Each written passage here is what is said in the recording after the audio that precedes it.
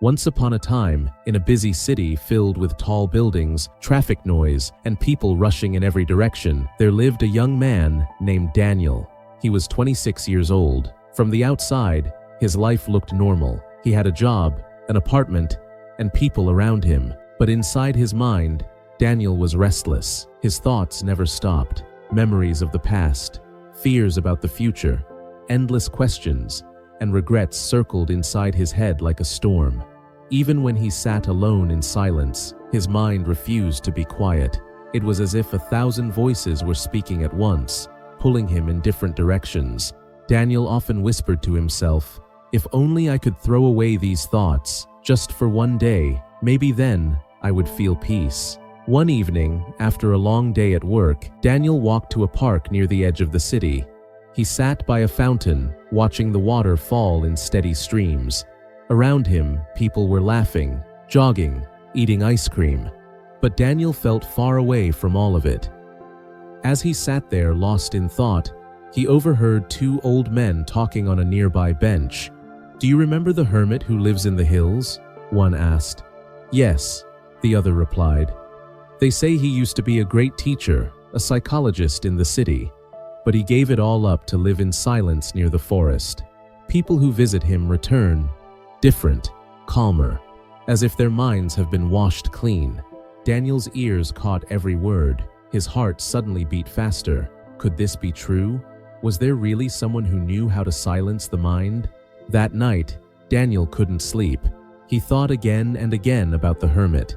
Finally, before sunrise, he packed a small bag, took a walking stick, and decided to find him.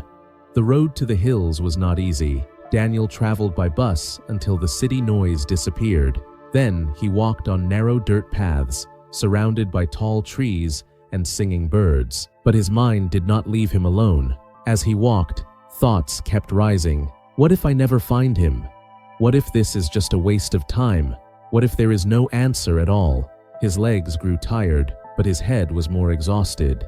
After 2 days of walking through forests, Daniel finally reached a small village at the foot of the hills. The villagers knew about the hermit. They pointed him to a path covered in greenery. By sunset, Daniel reached a wooden hut surrounded by trees and flowers. On the porch, an old man with white hair sat quietly, eyes closed, breathing slowly, as if nothing in the world could disturb him. For the first time in months, Daniel felt silence pressing around him. Even the forest seemed to pause. He stepped closer and spoke softly. "Grandfather, my name is Daniel. My mind is heavy. It is full of noise. I cannot rest. I cannot sleep. I cannot smile. People told me you can help. Please, show me how to empty my mind." The old man opened his eyes. They were calm, deep, like still water. A faint smile appeared on his lips. "So, you are searching for peace," he said. "Then follow me." The hermit handed Daniel a large clay bowl. He pointed to a nearby stream and said, "Go and fill this bowl with water. But remember, when you return, not a single drop should spill." Daniel nodded. He walked to the stream, dipped the bowl, and filled it to the very top. Then, he turned back. The path was rough, covered with stones and roots. Insects buzzed. Branches brushed his shoulders. The bowl trembled in his hands, and every step demanded his full attention. His eyes stayed locked on the water. At last, sweating and tired, he reached the hermit without spilling a single drop.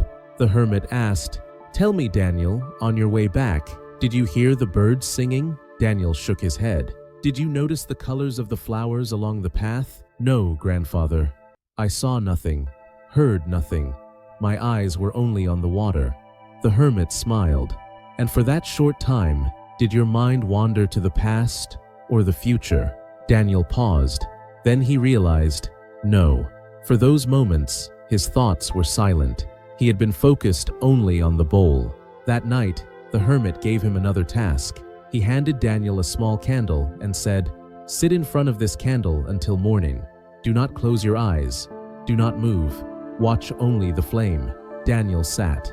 At first, his mind ran wild. Memories, worries, questions. But each time he drifted, the flickering flame pulled him back. Hours passed, His legs ached, his eyes grew heavy, but the flame danced in front of him, alive, pulling his focus again and again. When dawn finally lit the sky, Daniel felt something he had never felt before. His mind was light, almost empty. The noise was gone.